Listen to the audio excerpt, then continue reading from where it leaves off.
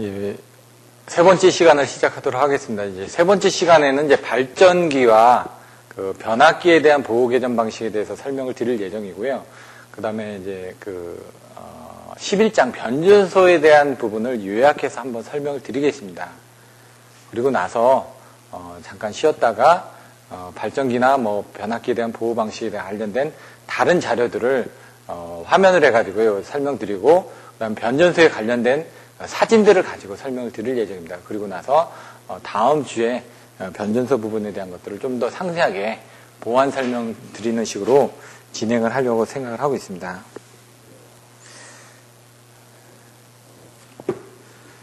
페이지 410페이지 발전기의 보호 개선 방식. 여기서는 이제 발전기는 아까처럼 전기자에 대한 단락지락, 그리고 계자에 대한 지락, 그리고 계자에 대한 상실, 과전압 흡입보호라든가 단락 흡입보호라든가 여러 가지 부분을 설명을 드렸습니다. 근데 그 부분에 대한 내용은 나와 있지는 않습니다. 그렇기 때문에 그 부분에 대한 내용들은 자료로서 한번 여러분들이 보시면 될 것 같고, 여기서는 두 가지로 나눠져 있습니다. 내부 고장인지 외부 고장인지. 아까도 모선보에서 설명을 드렸죠. 압류 방위 환차해가지고 전압 차동 방식, 전류 차동 방식, 방향 비교 방식, 위상 비교 방식. 위상 비교나 전류 차동 부분을 가지고 아니면 전압 차동 부분을 가지고 내부 고장인지 외부 고장인지 판별을 했었죠. 여기도 마찬가지로 발전기에 대한 내부 고장, 외부 고장을 판별을 하는데, 내부 고장은 뭐 어떻게 판별하느냐? 이 부분이 나와 있습니다. 외부 고장은 또 어떻게 판별하느냐? 첫 번째, 발전기 내부 단락 고장에 대한 보호로서 차동 개전 방식을 많이 사용한다. 차동 개전 방식은 여기 그림 10-15를 보시면 이렇게 발전기가 있습니다. 발전기가 있으면 여기 이제 접지가 돼 있을 거고요. 3상에 이렇게 인가가 돼 있죠.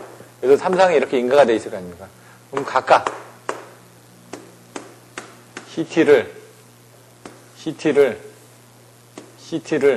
이런 식으로 이제 세 개를, 제가 그림을 잘 못 그렸지만은 여기 부분은 이렇게 그린다든가, 그걸 좀 틀리게 그린다면 이렇게 하면 되겠죠. 여기 부분을 이렇게 그리면 되고, 여기 부분을 이렇게 그리면 되겠죠. 그럼 세 개를 다 비교를 해가지고 내부 고장 사고 났을 때는 아까처럼 이 전류 부분이 이렇게 흘러 들어갈 거 아닙니까? 이런 식으로 보호를 하면 된다는 얘기입니다. 외부 고장이 있을 때 사고 시는 여기다가 이렇게 달아가지고, 중성점에다 달아가지고 보호를 하겠다는 그런 개념으로 보시면 됩니다. 이제 보시면은 차동 개전 방식으로 개전기는 발전기 권선의 단자측과 그다음에 중성점 측의 전류를 비교해서 그 사이에 벡터차가 생기면 동작하게 된다. 요거는 이제 이따가 변압기 때 비율 차동 부분을 설명드릴 텐데 그 부분하고 거의 비슷한 내용입니다. 근데 이때 중요한 거는 단자 측의 CT 위치는 발전기로부터 모선까지의 도체를 전부 보호 범위 내에 포함시킬 것이라고 되어 있습니다. 이 보호 범위가 뭐냐면요, 차단기가 있고 CT가 있습니다. CT를 여기다 달았을 때하고 여기다 달았을 때하고 보호 범위가 틀려집니다. 여기다 달았을 때는요, 보호 범위가 여기까지입니다. 이렇게 CT 다른 데까지만. 여기다 달면은 보호 범위가 여기까지입니다.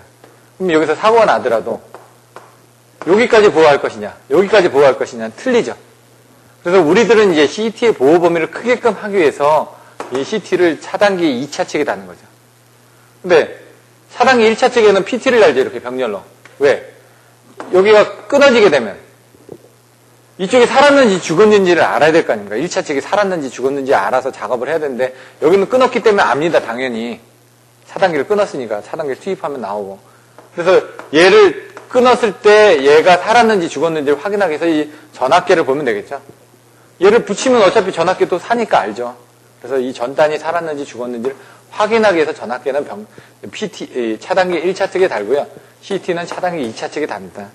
여기서도 마찬가지로 단자 측의 CT 위치는 발전기로부터 모선으로 올라가는 부분까지 있기 때문에 여기가 아니라 저쪽 위에다 조금 여기 차단기가 있다 그러면 차단기 위쪽에다 이렇게 달아주면은 보호할 수 있는 범위가 더 커진다. 그래서 발전기의 개념하고 이 수전단에 대한 개념이 틀린 게, 우리는 수전단은 이렇게 밑으로 이렇게 흘러가게 되는데 발전기는 어떻게 되죠? 발전기는 거꾸로 이렇게 공급을 합니다. 거꾸로 공급하다 보니까 CT 위치를 얘는 여기다 이렇게 단다 그러면 얘는 CT 위치를 이쪽으로 달아서 조금 더 보호 범위를 넓게끔 봐야 된다라는 내용이 나와 있는 겁니다. 요 내용이 있고요. 발전기 단락줄일 크기가 사용한 CT의 과전류 개수 이하로 될 것. 그건 뭐냐면 과전류 개수가 있는데 이런 식으로 있습니다. 과전류 개수가. 이 CT의 니포인트에 의해서 니포인트라는 게 여기 지점을 얘기하는데 니포인트를 설명하는 게 세 가지로 나눠져 있습니다. 근데 일반적으로 뭐 45도 각도로 되는 그 부분 뭐 아니면은 또 뭐 여러 가지 정의가 나와 있는데 그냥 그 정도로만 여러분들이 알고 계시면 될 것 같습니다. 니포인트가 바로 히스테리시스 곡선에서 이런 식으로 해가지고 히스테리시스 곡선에서 이렇게 포화를 하다 보니까 이 포화되는 지점을 얘기하는 거거든요. 이건 뭐냐면은 전류가 이렇게 흐릅니다. 그럼 2차 측에 흐르겠죠. 전류가 흐릅니다. 2차 측에 흐르겠죠. 전류가 1차 측에 흐르는데 2차 측에 흐릅니다. 요건 1차 측이고요. 얘는 2차 측을 얘기하면은 계속 되려면 이게 히스테리시스에 포화가 돼가지고 전류가 많이 흘렀는데도 그 2차 측에 대한 전류가 작게 나온다는 얘기죠. 대수적으로 하게 되면은 예를 들어 1대 100이다. 그럼 10대 1000이다. 20대 하면 2000이 나와야 되는데 1000이 나온다는 얘기죠. 왜? 여기 지금 1을 했는데 100이 나왔습니다. 여기 10을 했는데 1000이 나왔습니다. 여기 20을 했는데 이게 포화가 돼가지고 1200이 나오고 30을 했는데 1200이 나오고 이런 식으로 이제 이 부분이 포화가 돼가지고 이 1차 측 값이 요거를 지금 제가 비례를 잘못 드렸는데 얘가 크고 얘가 작죠. 보통 보면 CT가 이렇게 보면 100대 5다. 1차 측에 여기 지금 100A가 흘렀다. 그럼 여기 5A가 흐를 거 아닙니까? 여기 200A가 흘렀다. 그러면은 뭐 200이 아니라 1000A를 하겠습니다. 그러면 여기는 50이 나오겠죠? 네? 근데 여기 2000이 흘렀다. 2000이 흘렀는데도 50밖에 안 나온다는 얘기죠. 이걸 반대로 해가지고 100이 흘렀다. 그럼 5A인데 1000이 흘렀다. 그럼 50A고 2000이 흘렀는데 그러면 어떻게 돼요? 원래는 100이 흘러줘야 되는데 100이 안 흐르고 50 정도밖에 안 흘렀다는 얘기죠. 그럼 보호계정기가 봤을 때는 2000이 흘러도 얘가 1000이 흐른 것처럼 인식을 한다는 얘기입니다. 지금. 그래서 이런 CT의 크기를 과전류 개수 이하로 할 수 있도록 CT를 훨씬 더 큰 거를 선정하라 이거죠. CT를 과전류 개수가 이게 아니라 이렇게 되는 타입을 선정을 해줘라는 얘기입니다. 양측의 CT의 부담을 댈 수 있는 대로 작게 하고 CT의 부담이라는 건 뭐냐면 여기에 걸 수 있는 부담은 VA입니다. 전류를. 전압은 일정하게 걸릴 테니까 여기에 걸릴 수 있는 전류의 양이라는 건 결국은 여기에 걸 수 있는 임피던스의 양이라는 얘기입니다. 소비 전력. 이 VA는 W인데 보통 CT 같은 경우는 여기 보통 40VA짜리를 쓰시죠. 40VA짜리에 뭐가 걸리죠? 케이블이 걸리죠. 판넬까지. 여기 뭐가 걸려있죠? 계정기가 걸려있죠. 계정기 2차 측에 또 뭐가 걸려있죠? 메타가 걸려있죠. 여기서 쓰는 소비 전력, 여기서 쓰는 소비 전력, 여기서 생기는 전압 강화에 의한 소비 전력. 그거를 얘가 공급을 해주는데 그 부분을 작은 걸로 해달라는 얘기인데 요즘 나오는 CT들은 뭐 40VA, 뭐 5VA, 10VA, 20VA 뭐 이런 식으로 나오는데 일반 아날로그 계정기에 사용하는 거는 40VA짜리를 씁니다.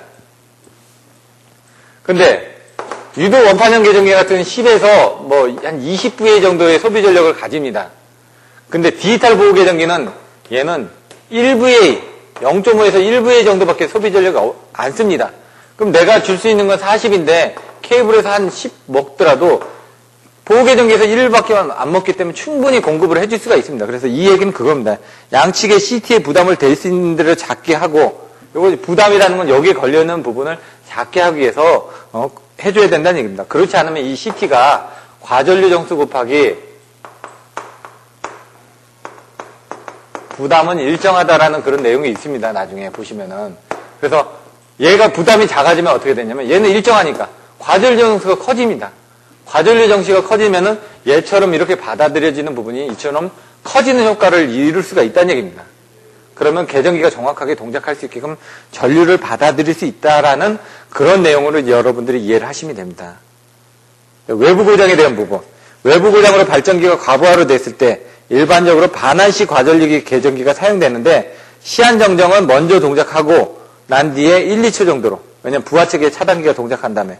근데 여기 보시면 과전류 계정기를 단자 측에 넣었을 때는 여기 단자 측에 단자측에 넣었을 때는 단독 송전 계통일 경우는 외부 고장에 대해서만 동작하고 내부 고장에 대해서는 동작하지 않는다.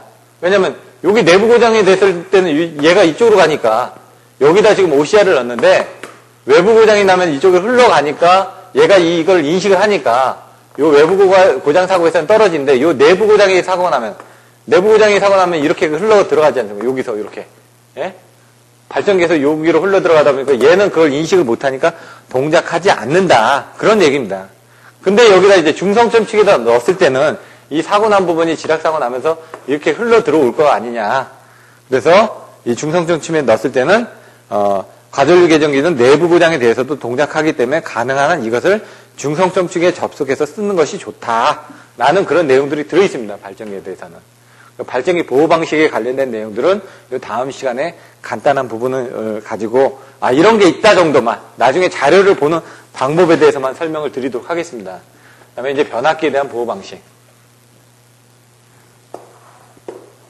변압기에 대한 보호 방식에서는 이제 비율 차동 계정기를 설명을 드릴 텐데요.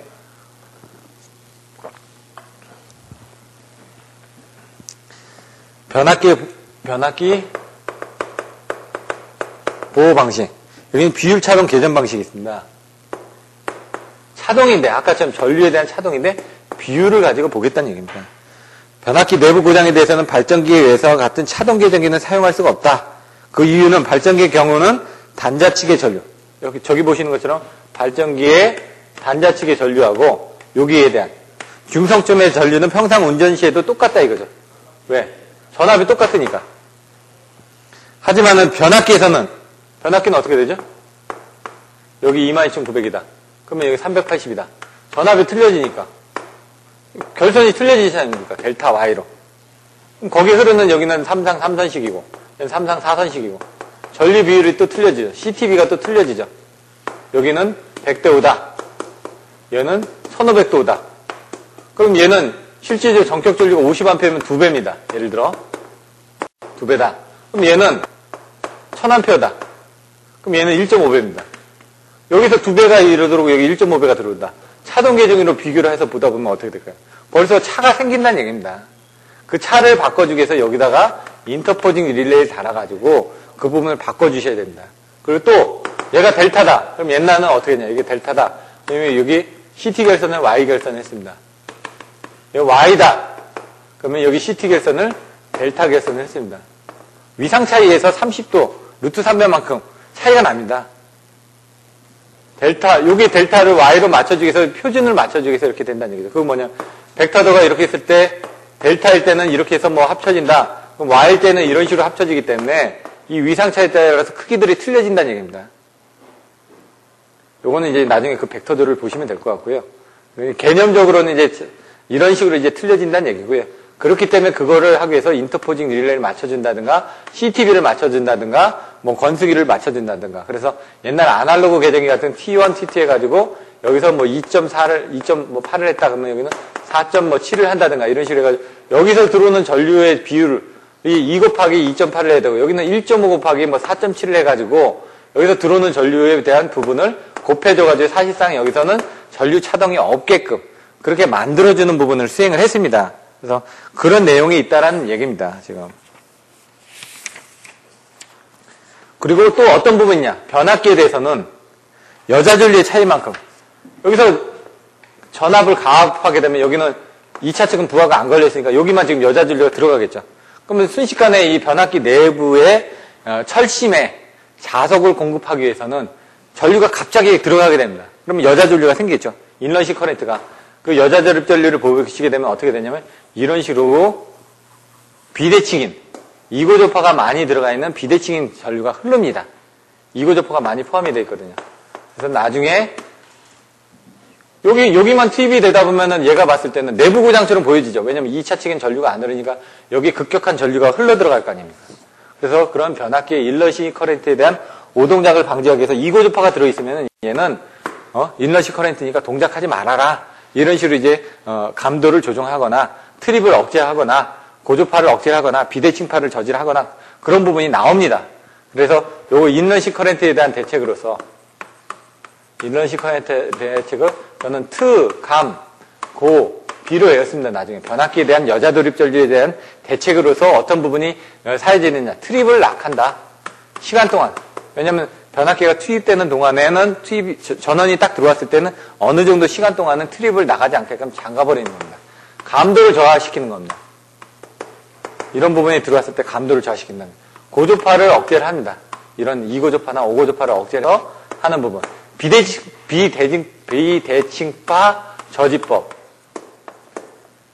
2고조파가 포함이 됩니다. 이너시 커런트에. 그래서 그런 비대칭파를 저지해서 동작하지 않게끔 합니다. 이런 내용들이 나와 있습니다. 근데 책에는 그런 내용들이 없다 보니까 그냥 비율적으로 나중에 이런 부분을 자료를 참조를 하시면 될 것 같고요. 책에 있는 내용 위주로 해가지고 설명을 드리면은 변압기 쪽에 페이지 414페이지에 있는 비율 차동 계정기에 대한 원리를 조금 더 자세하게 설명을 드리도록 하겠습니다. 아까 얘기한 것처럼 비율 차동을 하려면은 어떻게 되는지 사실상 이제 그림 같은 걸 하나를 여기 있는 내용들은 여러분들이 이해를 하시고 그림 같은 거를 실제로 실무에서 쓰는 그 그림들을 하나씩만 더 넣어주시면은 나중에 좀 더 추가적인 점수 획득이 일어나지 않을까 생각이 됩니다. 여기 보시면은 페이지 414페이지 그림을 먼저 한번 그려보겠습니다. 이렇게 여기 변압기가 있는데 여기 CT가 있고 여기에 대해서 동작 코일이 있고 억제 코일이 있다. 여기 대해서는 동작 코일, 여기는 억제 코일 이렇게 되어 있습니다. 여기에 전류가 흘러야지 동작을 하는 겁니다. 그러면 요거를 먼저 메커니즘을 먼저 설명을 드리고 요 내용을 다시 설명을 드리겠습니다. 외부 사고가 났다. 아까 모선하고 똑같이 여기 부분은 일단 무시를 하시고 외부 사고가 났다. 그럼 전류가 어떻게 흐르죠? 이렇게 흐르죠. 이쪽으로. 그러니까 우리나라는 간극성을 띠기 때문에 얘는 전류가 이렇게 흐를 겁니다. 얘도 전류가 이렇게 흐를 겁니다. 근데 CT는 자기 쪽으로 돌아야 됩니다. 전류는 직렬이니까. 그럼 얘가 이쪽으로도 가서 돌아올 수도 있고요. 얘가 이쪽으로 가서 이렇게 돌아올 수도 있습니다. 예? 근데 일단 이걸 무시하고 여기 100이라는 전류가 흘렀다. 여기 100이라는 전류가 흘렀다. 여긴 100이라는 전류가 흘렀다. 그냥 1대1로 보시면 100이라는 전류가 흐릅니다. 그럼 얘가 이렇게 해가지고 돌아오려고 합니다. 이쪽으로. 얘도 이쪽으로 해서 돌아오려고 합니다. 여기도 100이라는 전류가 있고 여기도 100이라는 전류가 있습니다. 그럼 전류가 지금 방향은 틀리고 크기는 같으니까 이쪽으로는 못 흐르겠죠. 그러니까 동작 코일 쪽으로는 못 흐르고 이 바깥쪽으로 이렇게 똑같이 100이라는 전류가 이렇게 흘러진다는 얘기죠. 이렇게. 이게 외부 고장시고요. 내부 고장시. 발전기에서 내부에서 사고가 났습니다. 그러면 이제 사실상 전류가 우리가 이쪽에서 공급을 하다 보니까 사실상은 이쪽에 200이라는 전류가 들어왔다. 사고 전류가. 그럼 여기서 이렇게 들어오는 전류는 사실상 차이가 날 수밖에 없습니다. 10이라든가 이런 식으로 조금밖에 안 나옵니다. 왜? 우리가 지금 변압기 내부에서 사고 났는데 부하 측에서 모터에서 이쪽으로 전원을 공급을 해주나요? 아니죠. 한전에서 다 전원이 공급이 되지 않습니까? 이 공급되는 전류가 200이다. 예를 들어. 그럼 요건 한 10 정도밖에 이 모터가 순간적으로 돌면서 발전을 하겠지만은 그 발전하는 양은 아주 작을 거란 얘기죠. 그 작은 전류가 들어오니까 벌써 지금 여기서 200이 들어오고 10이 들어오니까 작은 차이에서 동작을 할 겁니다. 근데 개념을 보면은 200이 들어왔다. 그럼 얘는 반대로 200이 가죠. 그럼 여기 200이 이렇게 가고 있습니다. 얘는 이 부분이 작으니까 반대로 이렇게 갑니다. 이렇게. 10이라는 전류가. 그럼 여기서 이 부분이 어떻게 될까요? 어차피 방향이 같기 때문에 이쪽으로 합쳐져서 간 다음에 얘는 이쪽으로 돌아서 10이 가는 거고 얘는 이쪽으로 돌아서 200이 가는 것 뿐입니다. 지금. 어차피 전류의 차이가 있지만 전류 차이가 없더라도 이런 식으로 위상이 같기 때문에 내부 고장 사고 시에는 이쪽 동작 코일 쪽으로 전류가 흐른다는 얘기입니다.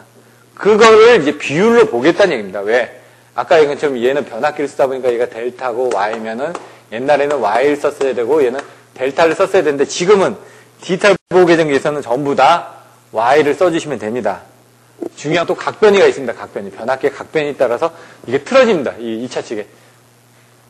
각변을 한번 설명드리면 각변이란 뭐냐? 1차 측과 2차 측의 비율입니다. 1차 측은 대문자로 씁니다. 대문자. 2차 측, 3차 측, 다 소문자를 씁니다. 중성점이 접지가 되어 있으면은 n을 씁니다. 그리고 숫자를 써서 1차 측하고 2차 측하고의 위상 차이를 표시합니다. 그럼 예를 들어 요거 같은 경우 dy니까 d 델타 1차 측이 2차 측은 소문자라고 했으니까 1 y 그리고 중성점이 접지가 되어 있으니까 n이 되어 있는데 이제 11이 있었다. 예를 들어 11이 있었다. 이거를 한번 설명을 드려보는 얘기죠. DIN 11이.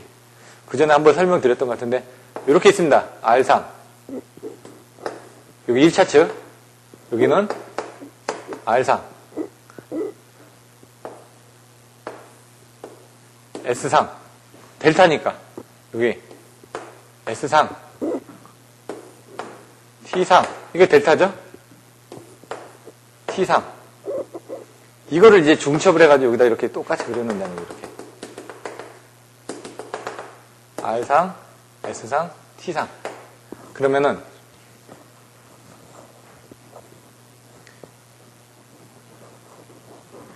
여기 12식 얘는 어떻게 돼 있죠?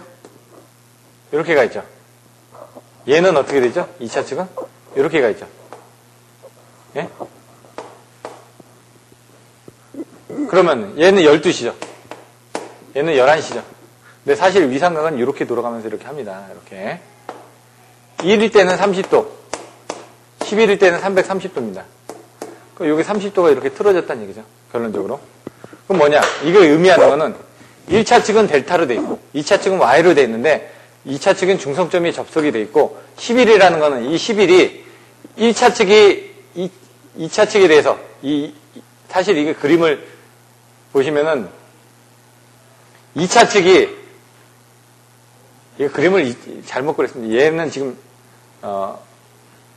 보시면은 얘가 11시 방향에 있다는 얘기입니다. 1차 측에 비해서 2차 측이 11시 방향에 있다는 얘기입니다. 그러면 얘가 지금 11시 방향에 있는 거죠. 얘가 12시고 11시 방향에. 근데 사실상 이걸 지금 그림을 이렇게 그렸을 때 각이 30도가 앞서다 뒤선다 부분인데 요걸 지금 설명을 이렇게 해드리면은 얘가 11시 방향에 있다. 이렇게 이해를 하시면 될 것 같습니다. 그리고 책에 있는 내용들을 보시면은 변압기의 외부 고장이 일어나더라도 저압측과 고압측에 들어있는 변류기의 전격이 다르기 때문에 여기서 보시면은 외부의 고장이 일어나더라도 여기 보시면 저압측과 고압측에 있는 변류기의 전격이 다르기 때문에 단락 전류가 흘렀을 경우 이 5차 전류가 이쪽에 흐를 수가 있다. 지금처럼 아까처럼 200하고 10처럼 해가지고 5차 전류가 흐를 수가 있기 때문에 그런 부분에 대한 것들을 비율을 좀 더 주겠다는 얘기입니다. 그래서 그 부분을 이제 그림을 그리면은 여기 보면 1차 측에 대한 전류고 2차 측에 대한 전류인데 이것들이 비례해서 흘러야 되지 않습니까? 똑같이. 근데 그 비례해서 흐르는 부분이 오차가 생기니까 이 부분을 이렇게 오차 부분을 이렇게 감안을 해가지고 여기는 부동작 시키게끔. 여기 요만큼의 오차가 지나는 이 부분에서는 동작시키게끔. 이렇게 해서 만들었다는 얘기입니다. 비율을 좀 더 키워서. 이 비율을 몇 프로로 하느냐? 이 비율이 30에서 40% 정도를 비율을 좀 더 키웠다는 얘기입니다, 지금. 내용이 나와 있는데. 그 변압기의 내부 고장이 아닌데도 동작 코일에 전류가 흐르는 수가 있기 때문에 내부 고장을 판정할 수 없게 된다. 그래서 계전기의 억제 코일에 흐르는 일정 값 이상의 전류가 동작 코일에 흘렀을 때만 동작할 수 있도록 판단을 한다. 그래서 그 전류 비율에서 통상 이 부분을 30에서 35% 정도로 잡고 있다. 억제 코일에 흐르는 전류의 30에서 35% 이상의 전류가 동작 코일에 흘렀을 때 비로소 이 계전기는 동작하게 된다. 그래서 따라서 외부 고장이 일어났을 때 양측의 변류기에 포화 현상이 생겨 전류비가 변화하게 되더라도 이 계전기는 오동작하지 않게 되는 것이다. 그래서 이 비율을 넣는 부분이 오동작 방지 때문에 넣었다는 얘기입니다. 변압기를 살릴 때 여자의 돌입전류도 커져서 아까처럼 여자 돌입전류 설명드렸죠. 여자에 대한 돌입전류도 이런 식으로 순간적으로 크다 보니까 그 부분에 대한 것들을 계전기의 오동작을 일으키는 원인으로 되고 있다. 이 돌입전류의 파형은 고조파, 이고조파를 많이 포함하고 있습니다. 비대칭인. 그래서 그 고조파 필터를 사용해서 고조파를 뽑아내가지고 억제 코일에다 흘려줌으로 인해 가지고 개전기의 억제력을 높일 수 있다. 그게 아까 뭐 비대칭파 저지법 이런 부분을 보시면 될 것 같습니다. 이렇게 돼 있고요. 예제 10-6 예제 10-6 같은 거는 보시면 그림이 옛날 거하고 조금 틀리게 돼 있습니다, 이게. 근데 결론 수식은 똑같습니다, 답은. 이거는 한번 보시면 될 것 같습니다. 옛날 책을 보시는 분들은 어떻게 되면 옛날 책은 이렇게 G1, G2 해가지고 이렇게 연결이 돼가지고 G3 해가지고 여기 중간에 여기 F점 부분, F점이 끊어져 있어야 됩니다. 이걸 계산을 하시려면은. F점은 끊어져 있어야지만 계산하기 편하게 되어 있습니다. 근데 여기는 단서 조건이 없는데 그래서 관연도 문제 이 부분에 대한 문제가 똑같이 나왔었습니다. 그래서 이 내용을 보고 판단을 해서 보시면 됩니다. 근데 지금 나와 있는 건 이렇게 G1 넣고 여기다 해가지고 양쪽에다가 G2 넣고 G3 넣어놨습니다. 근데 임피던스를 변환을 했습니다. 옛날 책하고. 그래가지고 결론은 값은 같게끔 문제를 다시 만든 겁니다. 옛날 부분에 대한 부분에 문제가 있다 보니까 답은 똑같다. 계산하는 방식이나 이런 것들은 다 똑같은데 문제에 대한 그림을 바꿨다는 정도만 알고 계시면 됩니다. 그래서 옛날 책을 보시는데 지금 책하고 뭐가 왜 이렇게 틀리지? 근데 답은 똑같지라고 생각하시는 분이 있다고 그러면은 그 부분을 이해를 하시면 될 것 같습니다. 10-7 같은 경우 보시면은 단락 지점에서의 부분을 계산하시는데 여기서 중요한 거는 보시면은 임피던스를 변환을 할 때 그때 뭐가 있었죠? 오음법, 퍼센트 임피던스법, PU법이 있었죠. 퍼센트 임피던스를 환산할 때 제가 어떻게 했죠? 우리나라는 거의 100MV를 사용하기 때문에 그 부분을 환산하시면 좋은데 문제에서는 가장 많이 쓰는 거 아니면 가장 큰 거 또는 가장 작은 거 이런 식으로 기준을 정해야 되는데 얘는 200MV가 많습니다. 그러니까 가장 200MV가 많으면 200MV나 100MV로 환산을 해서 쓰시면 됩니다. 200MV가 2개가 있고 100MV가 2개가 있고 10MV가 하나가 있고 50MV가 2개가 있고 그런데 여기서 문제에서는 10MV 하나 있는 값으로 썼습니다. 그러다 보니까 이제 수치들이 작아집니다. 그럼 수치들이 작아지면 나중에 계산할 때 또 IN 값은 또 커지니까 또 계산이 또 힘들 수도 있습니다. 그래서 이것들은 여러분들 기준을 정해서 계산을 하셔야 됩니다. 가장 많이 쓰는 거나 가장 큰 값. 그렇게 해야지 나중에 계산하기가 또 편할 수도 있습니다. 그걸 바꿔서 쓰셔도 결론적으로 답은 다 똑같습니다. 여기서 하나 아셔야 되는 건 P는 루트 3 V S I S 해가지고 전격 전압과 차단 전류를 넣으면은 전격 차단 용량이 나온다라는 것만 알고 계시면 됩니다. 그래서 여러분들이 이제 이 전격 전압이 이제 틀려집니다. 우리는 그냥 22.9kV라고 얘기를 하죠. 근데 차단기의 전격 전압은 어떻게 되죠? 24kV짜리 씁니다. 옛날에 보시면 전격 차단 용량을 기사시험 공부하다 보면 500MV를 들으셨던 분들이 있습니다. 500MV가 얘기하는 게 루트 3 곱하기 22.9kV에다가 12.5카 차단기를 썼을 때가 500MV입니다. 근데 우리는 이 전류 부분을 바꾸기가 힘들다는 얘기죠. 그래서 어떻게 해야 전압이 지금 전격 전압이 24kV를 쓴다. 여기다 24kV짜리 쓰니까 우리 차단기 명판에 보시면 520MV라고 되어 있습니다. 근데 한전은 어떻게 되냐? 이 전격 전압을 25.8kV를 쓰죠. 예? 그래서 25.8kV를 쓰면은 여기에 대한 차단기 용량은 560MV가 된다는 얘기입니다. 이렇게. 그럼 뭐냐? 한전이 지금 560MV짜리를 쓰고 수연가에 와서 520MV짜리 써야지 얘가 조금 더 용량이 더 커야 되겠죠. 그래서 한전에서는 그런 부분을 최대 그리고 또 왜냐면 한전은 여기서 우리가 오면서 전압 강화가 일어날 거 아닙니까? 조금이라도. 그 전압에 견디려면 전격 전압이 수용가에 의한 최고 전압보다 이건 수용가에서 받을 수 있는 최고 전압이고 이건 한전의 변전소에서 발생할 수 있는 최고 전압이니까 전압을 더 높여줘야 되겠죠. 그런 식으로 이제 여러분들이 이해를 하시면 될 것 같습니다.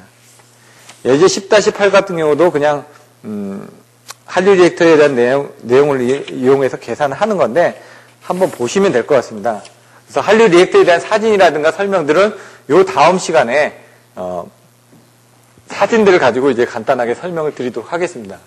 이제 11장 부분은 제가 간단하게 요약을 해드리고 잠깐 또 쉬었다가 10장에 대한 관련 자료들하고 그리고 11장에 대한 변전소, 사진 등을 4교시 때는 설명을 드리면서 오늘은 마치도록 하겠습니다. 일단 11장 부분은 제가 간단하게 책을 보면서 어떤 내용이 있다는 걸 구두상으로 설명을 드리겠습니다.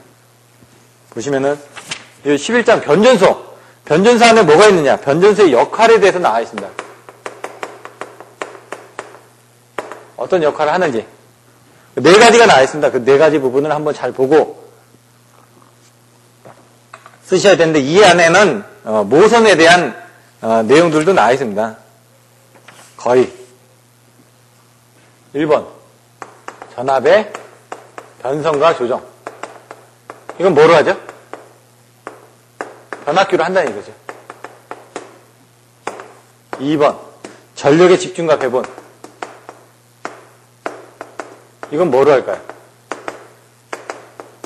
이건 모선으로 한다 이거죠. 전력이 집중됐다가 나가야 되니까 모선에서 한다 이거죠. 그런 내용들이 또 나와 있고요. 나중에 이런 부분은 한번 또 보시면 되고요. 전력 조류의 제어.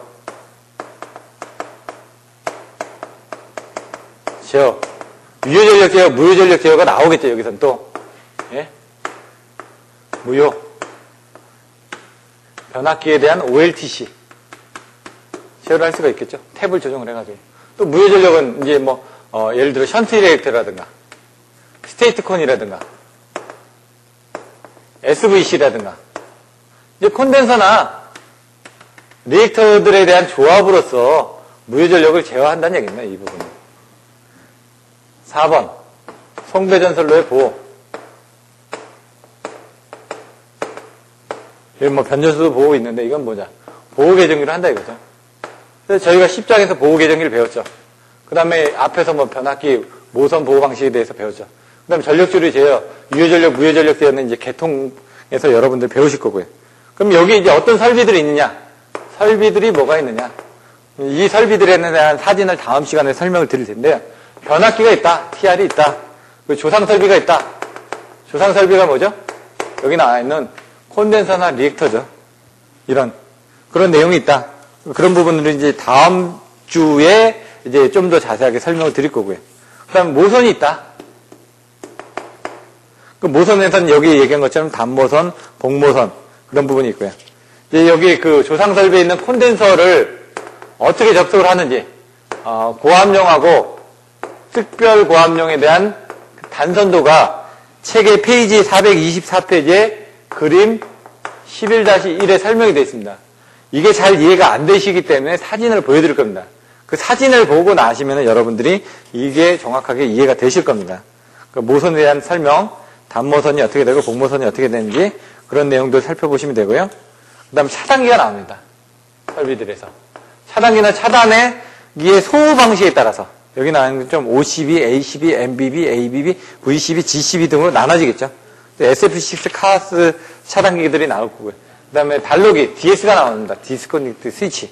그 디스커넥트 스위치가 뭘 의미하는지는 책의 내용을 보시면 될 것 같고요. 이따가 사진으로 단로기를 설명을 드릴 겁니다. 그리고 계기형 변성기.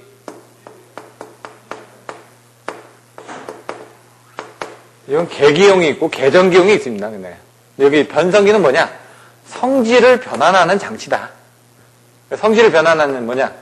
대전압, 대전류를 측정하기 좋은 소전압, 소전류로 변환하는 장치다 이겁니다. 성질. 큰 성질을 작은 성질로 변환하는 거다. 얘는 뭐죠? 얘가 PT 또는 VT라고 얘기하죠. 포텐셜, 변압기. 얘는 뭐죠? CT, 변류기. 전류를 변환한다. 얘는 전압을 변환한다. 그래서 변압기, 변류기로 나눠지죠. 이런 내용들이 나와 있다는 얘기입니다. 이런 내용들 한번 보시면 될 것 같고요. 그 다음에 이제 피레기가 또 나오죠. 피레기 옛날 9장에서 배웠죠. 이상전압. 그 피레기에 대한 구비 조건이 어떻게 되는지 이런 내용들 여러 가지가 있는데 여러분들이 그런 부분을 찾아보시면 되고 그 다음에 중성점 접지기기. 변압기의 접지 부분을 어떻게 하느냐. NGR로 하느냐. 예? 아니면 중성점이 없을 때는 가능하게 할 수 있는 지그재그 TR로 해가지고 접지용 변압기를 사용해서 강제적으로 중성점을 만들어줄 수도 있다. 그런 내용들이 나와 있고. 그 다음에 ES가 나온다. 접지장치, 어싱 스위치. 이런 것들이 어떻게 넣고 들어가느냐. 하이스피드 그라운드 스위치에서도 이 어싱 스위치가 들어왔다 나갔다 하면서 이상전압을 대지로 빨리 방전을 시키고 투입을 하죠. 그 다음 판넬들이 나오죠. 판넬. 배전반이 나오죠. 특고압 배전반, 고압 배전반, 저압 배전반 이렇게 나오죠. 이 배전반들이 어떻게 되냐. 모터 컨트롤 센터 같은 경우. 모터들만 대하기 위해서 저압반에 이런 센터들이 또 나오죠. 근데 이런 것들은 이제 뭐 발성 배전 쪽에서는 안 나오는데 그 외 부분에 대해서는 뭐 전원 설비라든가 그리고 뭐 GIS 가스에 대한 압력을 이제 충진하기 위한 압축 공기 발생 컴프레셔라든가 뭐 그 건물 내에서 소화를 시키기 위한 소화 장치라든가 냉각 장치라든가 제어회로라든가 통신회로라든가 그런 부분들이 여기 또 나와 있습니다. 접지 목적, 그 다음에 차단기, 단로기 역할, 차단기 전격, 동작 책무, 전격 차단 용량, 동작 책무, SF6 가스, 의 장점과 단점을 쓰시오. 뭐 이런 내용들. 그리고 GIS 변전소에 대해서 설명하시오. 이 GIS가 이제 두 가지로 나왔었죠. 가스 인슐레이티드 스위치 기어로 설명을 했을 때도 있었고요. 글로벌 GIS로 나왔던 것도 있었고요. 그 외 나머지 부분들에 대한 것들은 또 참조를 해서 보시면 될 것 같고요. 예제 11-6하고 10-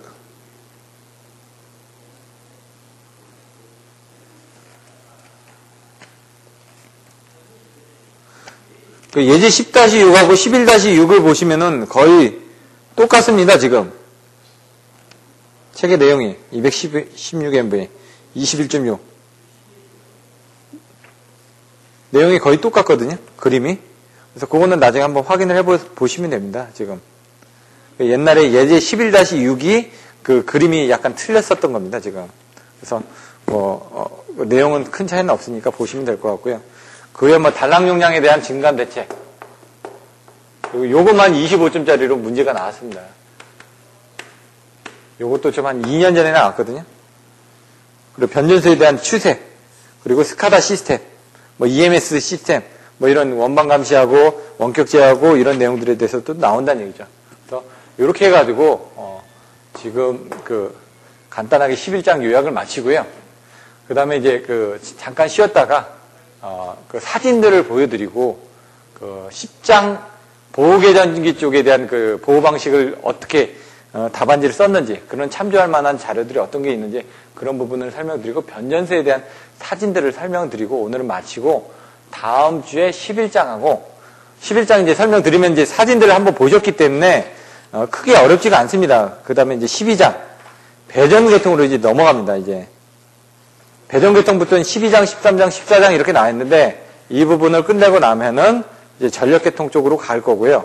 그 다음에 발변전공학은 마지막에 가는데 나중에 이 발변전공학 같은 경우는 사실 수업을 제대로 못 나갈 수도 있습니다. 시간 관계상 때문에. 왜냐하면 발변전 쪽에서는 그렇게 시험 문제가 많이 안 나오기 때문에. 그래서 그때는 교재보다는 나올 만한 문제들만 자료로 보내드리고 그걸 가지고 수업을 하든가 그렇게 진행하도록 하겠습니다. 그럼 잠깐 쉬었다가 다음 시간에서는 그 화면을 가지고 이제 설명을 드리도록 하겠습니다.